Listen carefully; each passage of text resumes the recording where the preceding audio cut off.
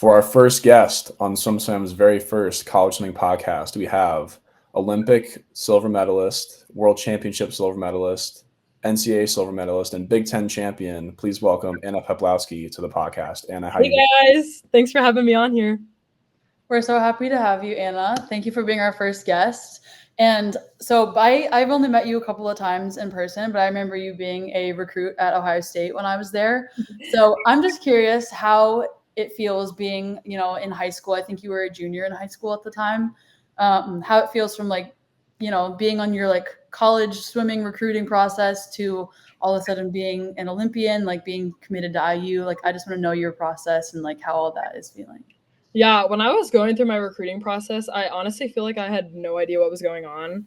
I mean, like that kind of sounds silly, but I remember going through that process because I had only started really like year-round swimming my freshman year of high school, so I didn't really know what to expect fully going through the recruiting process. So when I committed to Indiana, like it was just like so like a new like atmosphere of like what was about to come.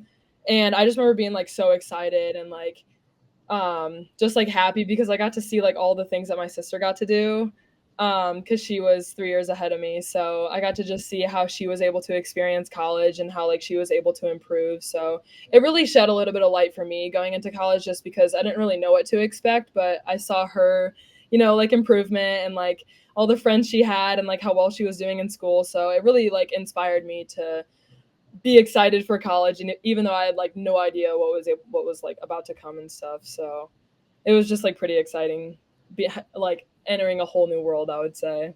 Yeah. So if you had to, or if you could go back and talk to your high school self, like as an Olympic silver medalist now, would that girl believe you when you say I'm an Olympic silver medalist? Oh, not at all. When I was in high school, like, I mean, I was a cheerleader, a dancer, like, I did it all. And, like, obviously the Olympics is every swimmer's dream. But, reality really hits when it's, like, kind of dialing down to, like, establishing that as, like, a true goal. Um, and, like, I'm sure we'll be talking about this later, but, the sacrifices you have to make to, like, get to that point and stuff. And I had no idea what that entailed, like, going into college. And I didn't really have any idea what that entailed, like, up to 2 years ago. But yeah, if I could like go back and tell my high school self that I was an Olympian, like I would probably just not believe it, like at all, honestly. So That's awesome. That's totally awesome. Totally understandable. And you mentioned your sister in your recruiting process, Coach Noel, someone that I know very well. You've known obviously your entire life. Obviously, I'm sure she was a huge influence on you going to Indiana, but she's been a coach of yours for this is her second year yeah, now. yep. So you've had some time to kind of get used to her transitioning from not just your sister, not just your teammate, but now to someone who is a little bit of an authority figure on the staff with Ray, with you. Talk us through that, the good, the bad, the ugly, the funny stories, just really anything. Yeah, so like you said, she was a pretty big role in my recruiting process. I wouldn't say that she swayed me to coming to Indiana because she kind of wanted to stay out of it a little bit, but I've always looked up to her as like the older sister figure and like the role model in my life. And I saw how she was improving and loving life at Indiana. So when I committed, it really inspired me to kind of not follow in her footsteps, but kind of have her lead me as like the leader she was as an older sister. And freshman year, like she was always that home away from home that I was able to have, just because like going into a whole new world, like 4 hours away from home, like it was hard at first, but it was just like really awesome having her like be, like I said, a home away from home. And like sophomore year we were able to be like next door neighbors, so that was always fun, being able to just go over to a house like 30 steps away. But I would say transitioning from teammates to coach sister relationship, like it was definitely hard at first. I mean, I think anybody can attest to that, that has a sibling as like an authoritative figure in their life, whether that's a coach, whether that's like a mentor of some sort. It was definitely hard at first, but I think we did a good job like balancing that coach swimmer coach sister relationship. I would say we just had to figure out like what we were able to be transparent with each other about, and like what we were able to like tell each other and know that like, okay, like we got to have boundaries with certain things. But, I think we were both really good at keeping, like, even like still today, I think we're really good at like separating coach life, swimmer life compared to like family life. And it's like super awesome to like still have her be here and like we're able to like go home occasionally on like weekends and stuff and like have dinners together. There's just that level of like boundaries that we can't really pass with certain topics and certain subjects, just because like she's a coach now and they talk about certain things that the swimmers can't know, and the swimmers can't talk about things that the coaches know.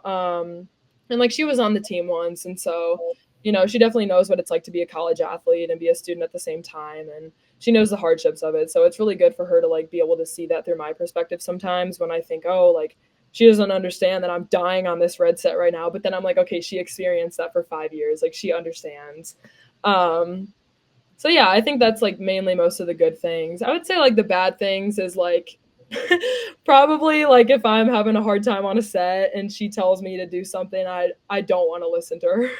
Like that's like honestly the hardest thing. Like I just don't like listening to her during practice. It sounds bad, but like I don't know. It's just that's something that I'm still trying to figure out.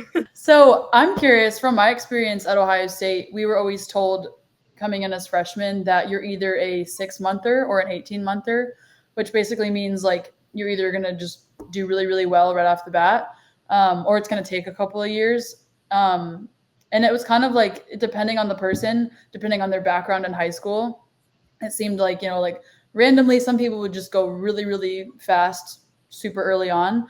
Others not so much. It took them a little bit, but it seemed like your freshman year, you kind of just came in, hit the ground running. I'm just curious, like, what was that journey like? And like, did you expect that much of an improvement? Because I know you said you started swimming full time more your freshman year of high school, right? Yeah. So take us through that. Yeah. So I would say during my recruiting process, Ray always outlined to me how he saw like my he saw like my talent that I had. And I didn't really understand what that meant, honestly, until I got to college, just because, when I was in high school, like I didn't lift weights. I did singles every day. Like I didn't do the full extent training, that you see some high schoolers doing nowadays. He always just said that he saw the future talent and the future potential that I had. And it really kind of stuck into my brain freshman year when midseason rolled around. It was actually at Ohio State. And I remember that was like kind of the first like eye-opening meet that I had. Like in college, and just like kind of knowing that what he said and like what his words meant to me, like having that talent and having like that potential, just because he always referred to me as untapped. And so coming into college, I just kind of was always go with the flow, have fun with your friends, kind of see how things shake out. And, I've kind of been on this like steady improvement since freshman year. And it's really been awesome to see and like really trust your coaches when it comes to those kind of things, because like in high school or like middle school, like people always talk about having like bad coaches or like not trusting coaches and stuff. But I've always kind of given like trust into like my coaches and like what they say and stuff. And just kind of trusting that process to really like shake things out in the end. So yeah, definitely give a lot of credit to Ray for really putting trust into me since the recruiting process, along with my other coaches too. I can definitely attest to that. I definitely am in your shoes, where I'm someone that gave a lot of trust to my coaches, and I was really happy with the way that my career turned out. Now that I'm on the other side of things, we're doing a lot of Ohio State talk, and there was something that IU and Ohio State competed for earlier this year that was really, really exciting. It was basically a coin flip. The Hoosiers beat the Buckeyes at women's Big Tens by half. Sorry, Aislinn. Just walk us through. I know you've talked about this on other podcasts, but walk us through that meet and the highs, the lows, the everything in between, and kind of specifically how that prepared you for a great NCAAs, then also a really big summer. Yeah, I actually love telling this story. It's one of my favorite stories to tell. But I would say the whole year leading up to Olympic trials was one of the hardest years of my life. I think many Olympians can attest to that, just because, you're really dialing in on practices, on nutrition, on good sleeping habits, just all the factors that tie into having like a successful meet that just happens to be the biggest meet of your life. And Big Tens was a like core step in that process, just because College season is really like team focused, I would say, whereas like long course season is more individual focused. And experiencing like the last few months leading up to trials with like the college team was just like so amazing because like I truly think everything happens for a reason.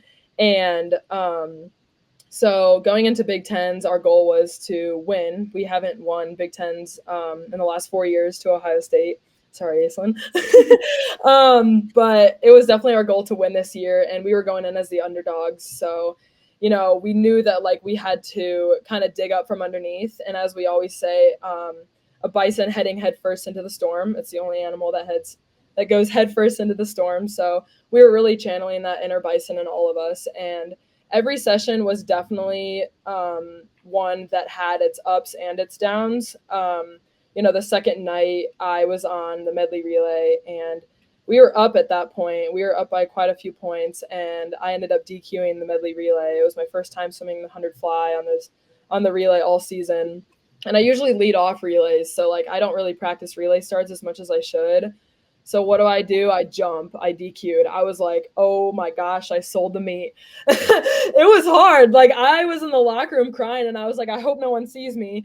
But it was hard because we were ahead by so much, and I was like, I just sold the meet. Like, how are we gonna rebound from this? But I came back to the hotel that night, and all my teammates were not really pretending like nothing happened because like obviously everybody knew that I DQ'd that relay, which was really hard, that we were supposed to win. And like I came back that night in the hotel, and everyone was being super cheery and super happy and kind of shaking it off me because we still had so many more sessions left of the meet. And they were all just kind of cheering me up and telling me to shake it off because, like stuff happens. Like college swimming is not a perfect slate of how things are always going to go. It's not a perfect game. And so it took me a little bit to realize that, but you know what? I was like, the next morning, all you can do is put this in the past and move forward. So later that evening, Ohio State ended up DQing a relay. So it was all like even ground at that point. So going into the last day, both of our teams were kind of like, all right, like everything is going to come down to this day. And we weren't necessarily really focusing on what other teams were doing. We were so tied into each other as a team at that point. Just because we recognized that we actually had like a solid chance of winning. Whereas like in years past, going into the last day, we've been quite a few points behind, and it's like, all right, we're going to have some major things happen in order for us to win. But even at this point, going into the Saturday session, like it was going to be really close, and we had to have everything go pretty much perfectly. So we had a great morning session. People were making it back. I always like to say how McKenna Lesky was she had to do a swim off for B final, and she was like, oh, I don't want to do the two breasts again, and we were all like hyping her up, and she ended up winning that swim off, and then later in that evening she ended up winning B final from lane 8. So it's like things like that in the session were kind of outlined, like working out perfectly as the final session was going on. And the whole men's team was there. They drove up from IU to cheer us on, and like I remember being in the warm down pool when Ching won the mile, because we haven't had a female win the mile at our Big Ten championship in a long time. So that was really cool to watch her do. And I remember watching her win that race and then seeing the guys go back and forth with the women's team being like, Indiana Hoosiers, Indiana Hoosiers. Or maybe it was like IU. And we were all just like going back and forth. And like the whole pool was just like surrounded by hearing the Hoosiers cheer. And so I really got chills after that, knowing that it was going to be such a great session. And everything was kind of outlined perfectly. And so going into the last relay, we kind of knew that it was up to that last relay, which is not what you want to hear if you're on a final relay of a Big Ten meet, knowing that it comes down to that relay. Even if people are telling you, oh, it's everything that happened in the beginning of the meet. No, if you have a Big Ten championship on the line and it comes down to that relay, you're going to do everything you can. And sure enough, we were so just like amped up and ready to go that I remember just like blacking out after finishing, and the whole team was just like surrounded by us. And it really just kind of put into perspective of how everything happens for a reason. And, going from DQing a relay 2 nights before we won to winning the last night of Big Tens when we were underdogs, really kind of puts into perspective like the whole idea of how swimming works and how sports work in general, of how things are never going to go the way you want them to. But in the end, it's kind of what you did in the process, and like knowing that you trust yourself and your teammates if you're in college season. And Kind of just like knowing like the work that you put in to like get to that kind of point. And Saturday practices are always one of our hardest practices of the week, but we do it so we can have a great final day at a championship meet, basically. So once again, trusting your coaches, trusting the process is like the biggest thing in that. And going from that Big Ten meet into NCAA's, we had like this awesome energy and this like awesome culture on deck, just like knowing that we were Big Ten champions finally, and we were going to get some rings after 4 years. And being a part of that, like as that team that we had last year, was just like so rewarding going into NCAA's. And so we were all like, we didn't have the mindset of like, oh, like we're Big Ten champions, like let's go like sell this NCAA meet. Like, no, we were like, we were coming for blood at NCAA's. Like we were so inspired from Big Tens that like we wanted to do it again. We wanted to live in that same moment at NCAA's. And so I just remember being in that moment in the 2 free when I really wanted to win, but I touched second, and I just like remember being like, okay, this time last year, like you were not in this position last year. You weren't in this position freshman year. Like think of all the things that have lined up to this moment and like what you've done with your team and like how your team has gotten you here. So yeah, NCAA's was another awesome meet, and just kind of really carrying that momentum into trials and knowing how this year was one like hell of a year with training and having an undefeated dual meet season and winning Big Tens. It was all just like everything was working out perfectly, in the sense of like all the behind the scenes stuff that was just so hard, and like the practices where there was tears, or the practices where I went home and didn't want to speak to anybody for the rest of the week, like those things are what people don't see, I guess. And like all the hardships that people may go through to get to something that they really want to reach, and like the outcome that they really want to pursue. But yeah, so that's kind of my Big Ten story and leading momentum into trials and how that kind of looked. So yeah. Thank you for sharing. Yeah, that was awesome. So I think what's cool about having you as our first guest on this podcast is that we've all been a part of a Big Ten championship team. So like when you're describing that feeling, like I can't relate to breaking someone's streak, but I can relate to beating a rival, because I think Michigan had won the year before that we won my freshman year, which started our 4-year streak. So I completely resonate with that feeling. And I was going to put this question last, but I feel like it fits better right now to ask, well, to step away from Ohio State and talk about my other school or my other side of the country. How do you feel and what do you think about USC and UCLA hopping in the mix? Because I know that USC got second at Pac-12s to Cal. So they're definitely up there contending with IU. You guys are defending now. And then UCLA, maybe not as strong depth-wise, but they will have a lot of people up in those A finals, which will definitely disperse the points. So I'm just curious on what you think about the Big Ten additions. I'm honestly like really excited. I don't really care what anybody else thinks. I think it's going to add great diversity within the Big Ten. And I honestly think like, even though I swim for Indiana, like I think the last like 4 to 5 years, it's always been like, honestly, the last like 10 years, it's been Indiana, Ohio State, Michigan. And I really think that having UCLA and USC in the Big Ten is really going to add like, it's going to have some shakeups, and it's going to be good. It's going to be bad for some teams, but like, I really think it's going to add like that extra layer of like competitiveness of like what they want from like having a championship win versus what Ohio State knows from having a championship win versus Indiana. Like we all kind of have that, like we all kind of share those similar things in common. So I think it's going to be really interesting to see like how they come off of like traveling here and stuff, and like what they think of like Big Ten and stuff. But I mean, like having the Big Ten now and stuff, like everybody's used to the teams that are there and like the swimmers that are there. So I think it's going to add like, I think it's going to have a good shakeup of like swimmers and competition. So I'm excited. It's going to be a great year, definitely. And, this year is full of changes with the new additions to the team, but also in your personal life, you're a senior now in college. I don't know if it's sunk in yet. Maybe it hasn't. Conditioning's over, but I mean, I've known you since you were a junior in high school. It's unbelievable to think you're a senior in college. Walk me through some things you're looking forward to this year, some things you'll be sad about. Let's just kind of unpack senior year a little bit. Yeah, I mean, I remember I spent a lot of junior year being like kind of worked up that I was already halfway through college. And like, okay, like you ask any senior that thinks of that as a junior and they're like, "Oh, you still have 2 more years left. Like, why are you so like worked up?" But I honestly like I know it sounds weird, but I spent so much of my junior year being worked up about how I like next year is my last year that like at this point I'm kind of like one last run with my team. Like I'm so excited for it.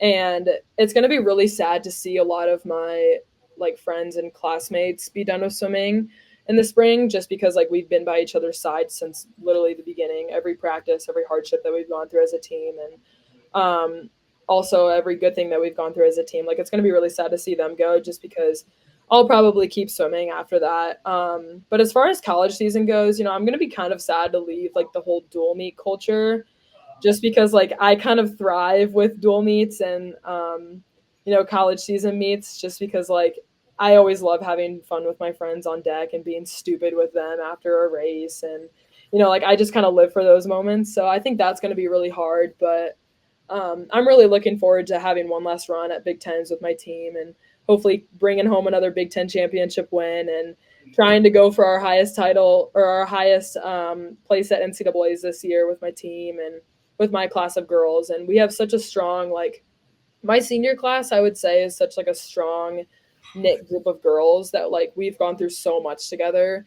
And I think it's going to be really rewarding in the spring to see like how far we've come since freshman year. But at the same time, like it's going to be so sad. Like you guys have both experienced it. Like I don't think anybody can really tell you what it's like until you experience the end. And I know you guys can probably attest to that a little bit more than I can, but I've thought about it a lot and like how like being done with college swimming and like watching my teammates be done with college swimming, like it's going to be hard. And like I don't really like thinking about it just because I know that these 4 years have like, or I guess three because I'm not done the senior year yet, but like these 3 years have like flown by so fast. And like people always told me like in high school, like, oh, college is going to go so quick. And it really does. Like it kind of sucks. And I don't really like it, but I mean, like, I don't know. It's just the way life goes. Everyone's going to graduate eventually. And it's all about just like the time that you make of it and the experiences that you make with the people that you love. And yeah, so we'll cross that bridge when we get there. Yeah, so that leads us right into then we were wondering what your future plans were and if you were planning on going pro through 2028, where would you be staying if you know that this far? But yeah, take us through that. Yeah, I mean, like, I don't really like thinking about like what's to come tomorrow, but I've had to do some thinking about like the future and stuff, especially coming off the Olympics. And I want to swim through next summer and definitely through next year. I haven't thought about 2028 yet. I know like after college season, it'll be 3 years away. But I mean, any swimmer can attest to that. Like 3 years is a long time, 4 years is a long time. So I guess it'll just kind of depend on like where I'm at next summer and kind of next season and how like pro life will treat me. I'm also thinking about getting a master's here at IU, so we'll kind of see how that shakes up. Everything is kind of up in the air, but I know I definitely want to keep swimming, so we'll see. I know a lot of people would be really excited that, you know, wherever you go in life, people will be really excited about it. But I know a lot of people want you to keep swimming. They see a lot of potential in you. So it'd be great if we could see you at a home Olympics in LA, which is really exciting. I mean, Yeah. talk about once in a lifetime opportunity. For sure. I wanted to ask a question that I feel like a lot of people don't talk about a lot, because obviously, like being an Olympian, going to the Olympics, it's incredible and it looks so cool to people like us who have obviously never been there. And we get to watch back from our phones and from our TVs and seeing people that we know on those teams like having the time of their life. But how does your life change, and what is the downside of becoming an Olympian? Yeah, I mean, like you said, it's not a lot of people think that there's any downsides at all to being an Olympian, let alone a medalist. And, you know, I kind of agree with that. I've had an awesome time since coming off the Olympics, but I think something that people don't really talk about that very much is kind of like the post Olympic high. And I remember after I made the Olympic team, one of my teammates who went in 2021 was actually talking to me about, you know, really prioritizing taking care of myself after the Olympics, just because he was talking about how it's going to be the biggest high of your life that you've ever experienced, and you don't really know what's to come like after making the team. Like you don't know how like you're going to be at such a high in your life, and like coming off of it is going to be hard, but you need to make sure that you're prioritizing your mental health.